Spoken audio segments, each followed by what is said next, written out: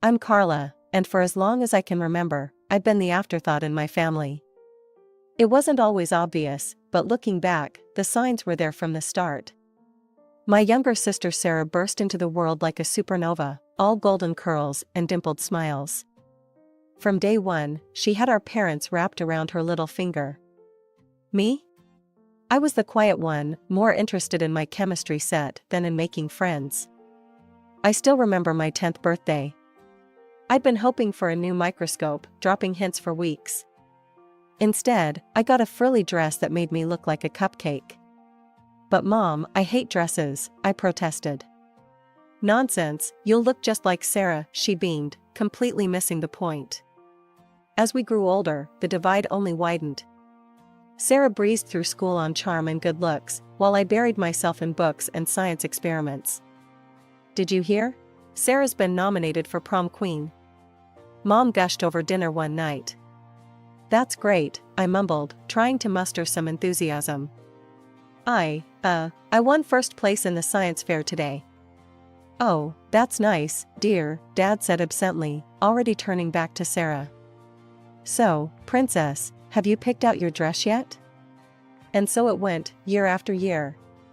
My achievements, no matter how significant, were always overshadowed by Sarah's latest triumph, no matter how trivial. The state science fair in my senior year was my moment to shine. I'd spent months perfecting my project on sustainable biofuels. When they announced the winners, I could hardly believe my ears. First place goes to Carla Johnson. I was ecstatic. Finally, something even my parents couldn't ignore. Or so I thought. That's great, honey, Mom said distractedly when I told her the news. But we can't make it to the awards ceremony. Sarah has a dance recital that day, and you know how important that is to her. I watched them fuss over Sarah's costume and makeup, my trophy gathering dust on a shelf. It was a bitter pill to swallow, but one I was getting used to. When the acceptance letters started rolling in, I could barely contain my excitement. Full scholarship to a prestigious university? It was more than I'd dared to hope for. Mom, Dad, I got in. I burst into the living room, waving the letter. Full ride and everything. Mom glanced up from her magazine. That's nice, dear. Sarah, didn't you say you needed help picking out a prom dress? Just like that, my big moment was brushed aside. Again. But, it's a full scholarship, I tried again, my voice smaller this time. Dad patted my shoulder absently. Good job, kiddo. Sarah, Princess, let's go shopping. Can't have you showing up to prom in just anything, can we? I watched them pile into the car, my acceptance letter crumpled in my fist. It was a familiar feeling, but it still stung. Despite the lack of fanfare from my family, I packed my bags and headed off to college with high hopes. For the first time, I was free from Sarah's shadow, free to be just Carla. College was a revelation. Suddenly, my passion for science wasn't weird or nerdy, it was respected, even admired. I threw myself into my studies with renewed vigor, determined to make the most of this opportunity. Meanwhile, Sarah followed the path our parents had always dreamed of. She enrolled in the local community college, more interested in parties than classes. College is so hard, she whined during one of our rare phone calls. I don't know how you do it, Carla. I bit back the urge to point out that maybe if she spent less time partying and more time studying, she might find it easier. Instead, I just mumbled some vague encouragement and changed the subject. It was during my sophomore year that Sarah dropped her bombshell. I'm engaged, she squealed over the phone. Mike proposed last night. Isn't it romantic? Mike. Her high school sweetheart. The guy who'd once asked me if science was like, really hard and stuff. That's great, Sarah, I managed, trying to inject some enthusiasm into my voice. Have you set a date? We're thinking right after graduation, she gushed. Oh, Carla, it's going to be perfect. You'll be my maid of honor, won't you? The wedding was exactly as you'd expect. Sarah was radiant, Mike looked uncomfortable in his tux, and I stood there in my frilly pink nightmare, pasting on a smile for the photos. Isn't this perfect? Mom whispered to me during the reception. This is what every mother dreams of for her daughter. I wanted to ask if she'd ever dreamed anything for me, but I held my tongue. It was Sarah's day, after all. As I threw myself into my studies and later my career, Sarah's life seemed to follow a script straight out of our parents' dreams.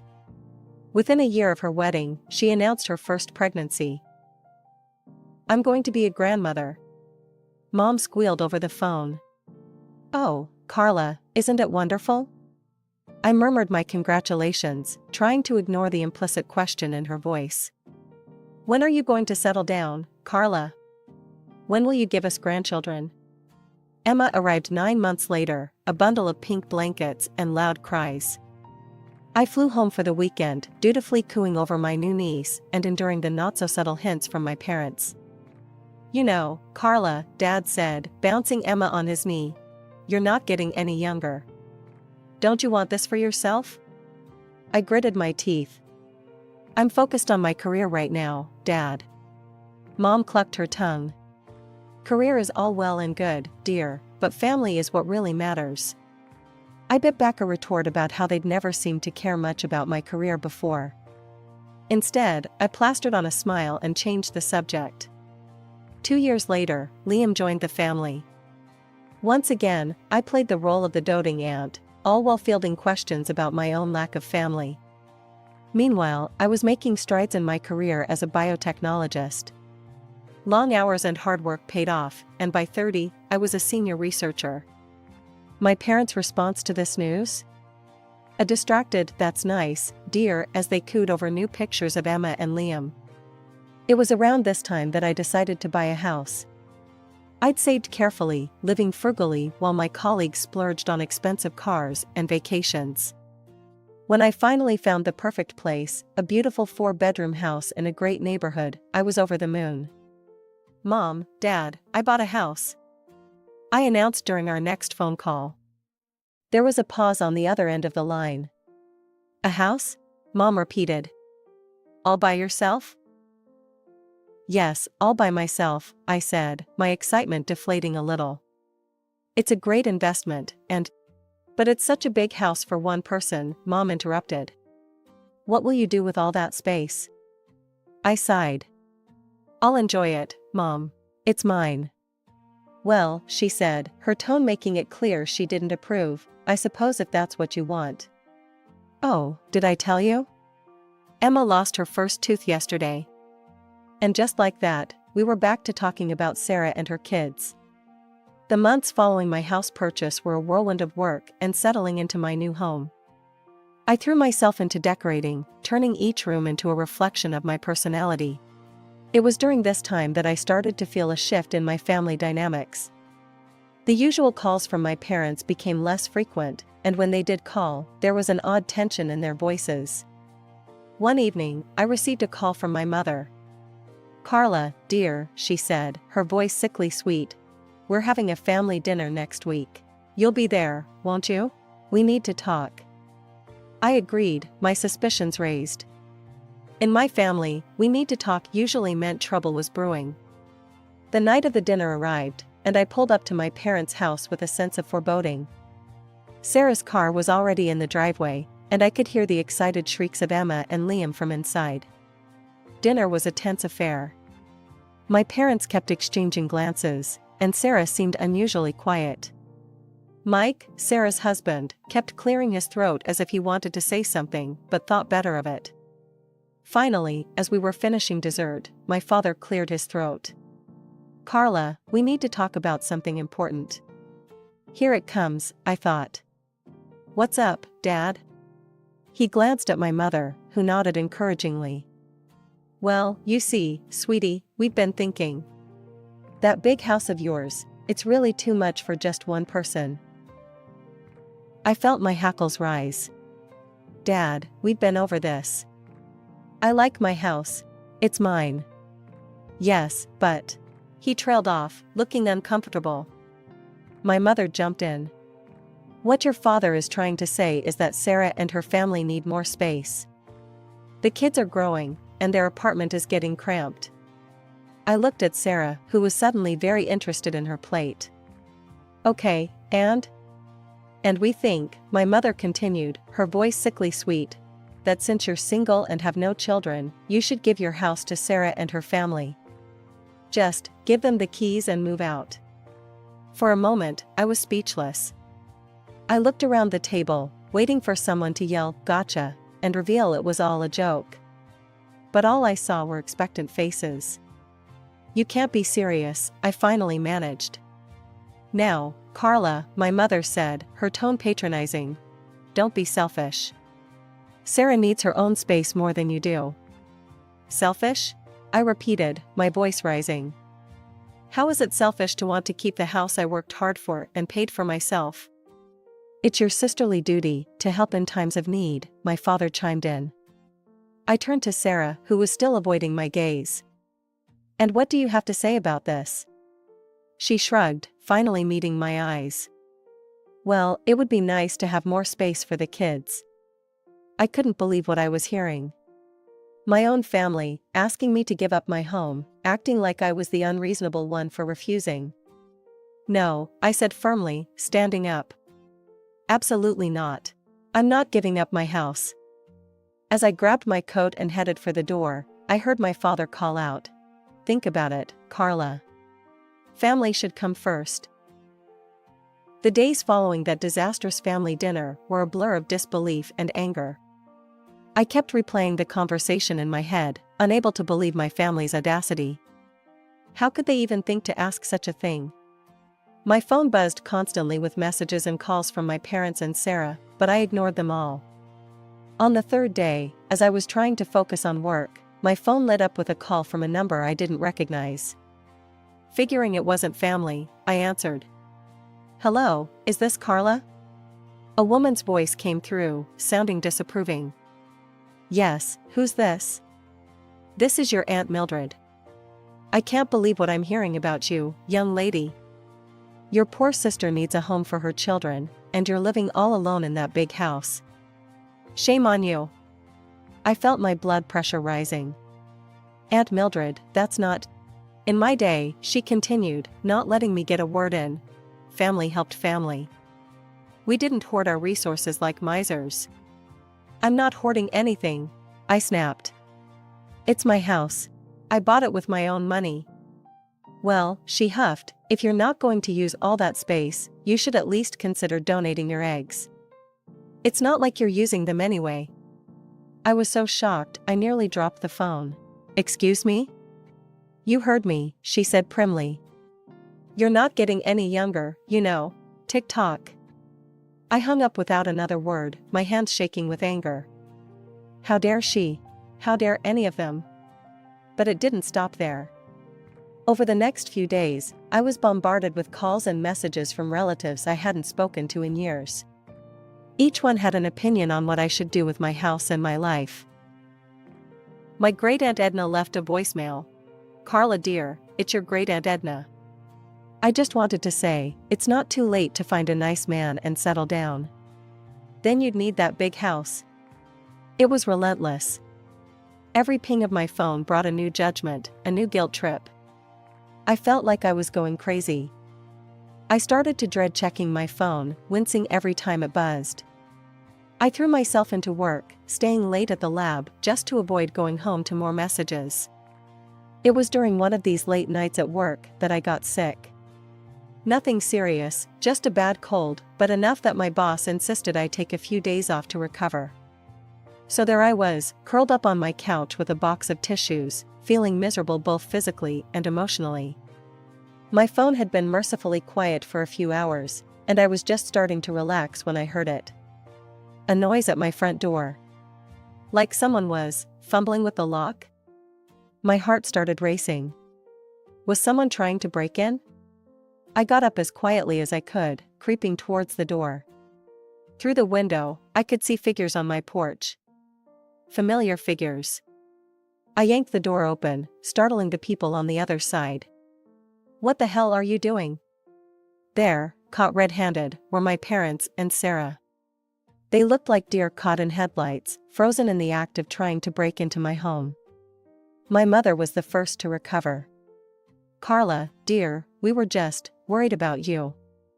You haven't been answering your phone. So you decided to break into my house?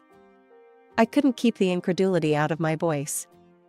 My father at least had the decency to look embarrassed. We didn't think you'd be home. We thought you'd be at work. And that makes it okay? I was practically shouting now. What were you planning to do? Move Sarah in while I was gone? Sarah, who had been quiet until now, spoke up. Carla, you're being hysterical. We were just going to wait for you to come home. I noticed for the first time that there was a car parked behind them, loaded with boxes and furniture. My blood ran cold as I realized the full extent of their plan. You were going to move in, I said, my voice flat. You were actually going to move into my house without my permission. Now, Carla, my mother started, her voice taking on that patronizing tone I knew so well. We've discussed this. Sarah needs the space more than you do. We thought if we just took the initiative. You thought wrong, I cut her off. This is my house, mine. I bought it with my own money I earned through hard work. You have no right to it. Just then, I noticed movement out of the corner of my eye. My neighbors, the Johnsons, were peering out their window, clearly concerned by the commotion. Mr. Johnson caught my eye and held up his phone, mouthing, "Police?" I nodded, grateful for their concern. Turning back to my family, I said, "I've called the police. You need to leave. Now." "You wouldn't," my father scoffed. "Your own family?"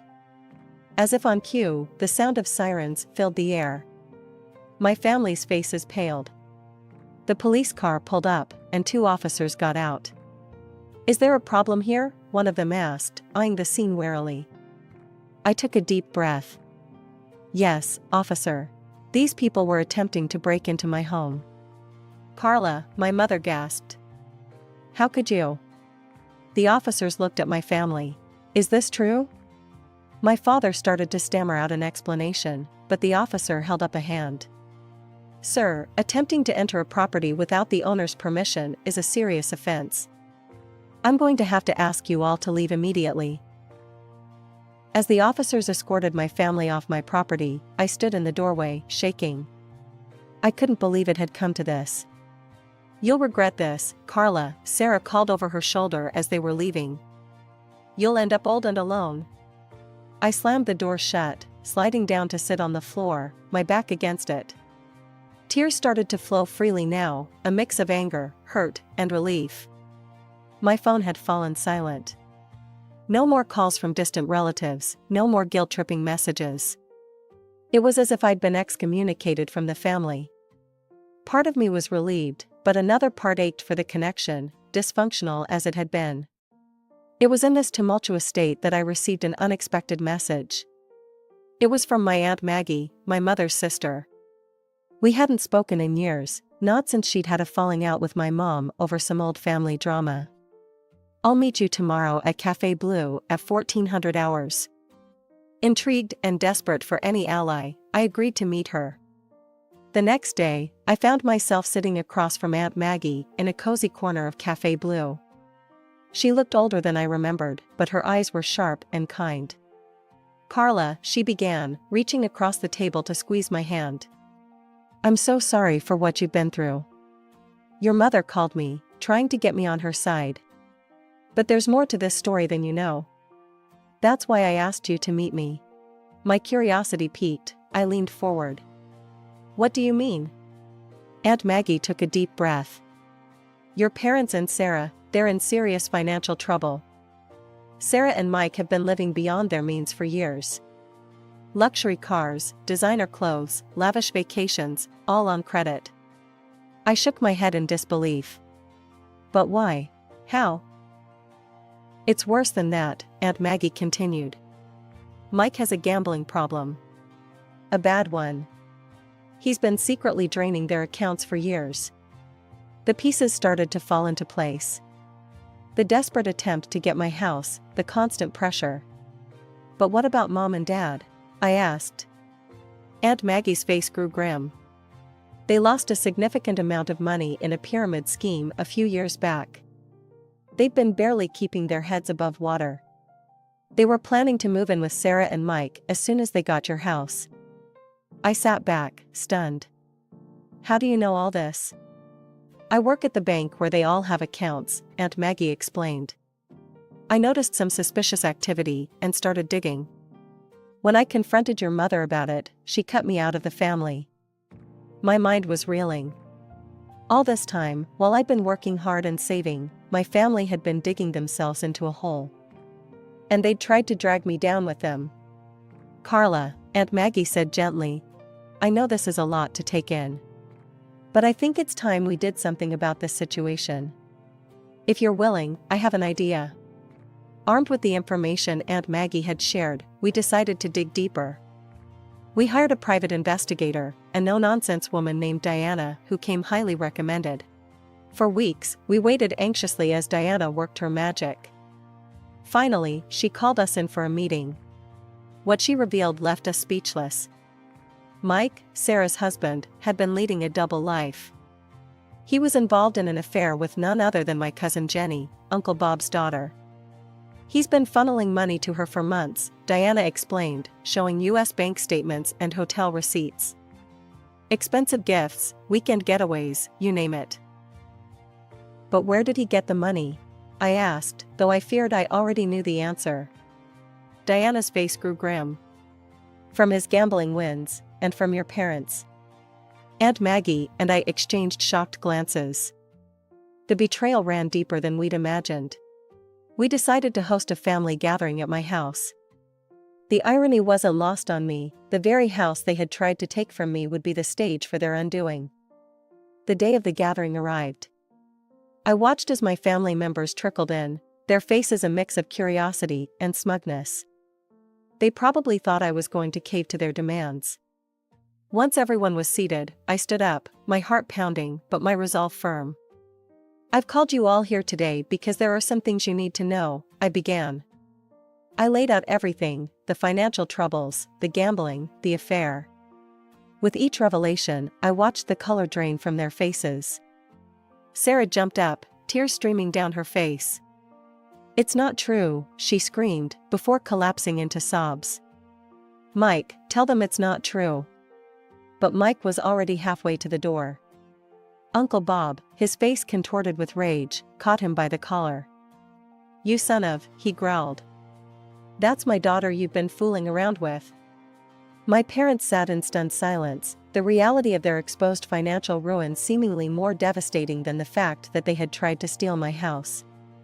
The relatives who had judged me so harshly began to stammer out apologies. We had no idea, Aunt Mildred muttered. Carla, we're so sorry. As the chaos unfolded around me, I felt a strange sense of calm. The truth was out.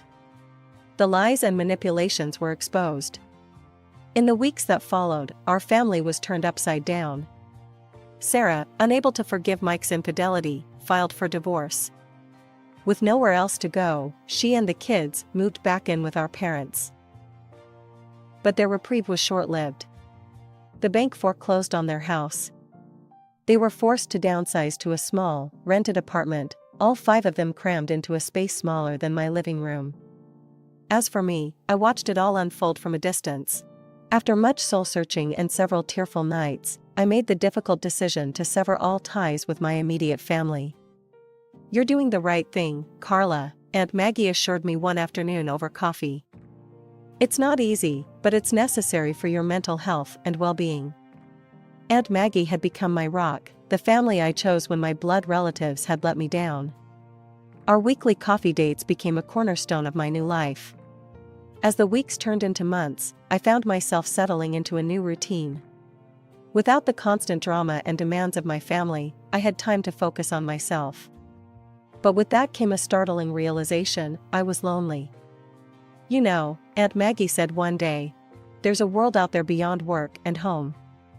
Why don't you try something new? With her encouragement, I decided to join a local rock climbing group. It was far outside my comfort zone, but as I strapped on the harness for the first time, I felt a thrill of excitement I hadn't experienced in years. That's where I met Alex. He was belaying another climber, his strong hands confidently handling the rope. When he turned and flashed me a warm smile, I felt my heart skip a beat. "First time?" he asked, noticing my nervous fidgeting with the equipment. "Is it that obvious?" I laughed. We struck up a conversation, and I was immediately drawn to his kind eyes and easygoing nature. As we talked, I learned he was a wildlife photographer, with a passion for capturing the beauty of nature. For the first time in years, I felt a spark of excitement about the possibility of a relationship. Alex was kind, adventurous, and understood the complexities of family dynamics in a way few others could. We began dating, our shared love for nature and understanding of complex family dynamics bringing us closer. Before I knew it, we were discussing marriage, a concept that once seemed foreign and unattainable to me. Through it all, Aunt Maggie remained my steadfast support. She became the mother figure I had always yearned for, but never had. "Carla," she said to me one day, her eyes misty. "I want you to know something. I've changed my will. I'm leaving everything to you." As I hugged her, tears streaming down my face, I marveled at how much my life had changed. The path hadn't been easy, but it had led me to where I was meant to be. With Aunt Maggie's love, Alex's support, and my newfound strength, I was ready to embrace whatever the future held.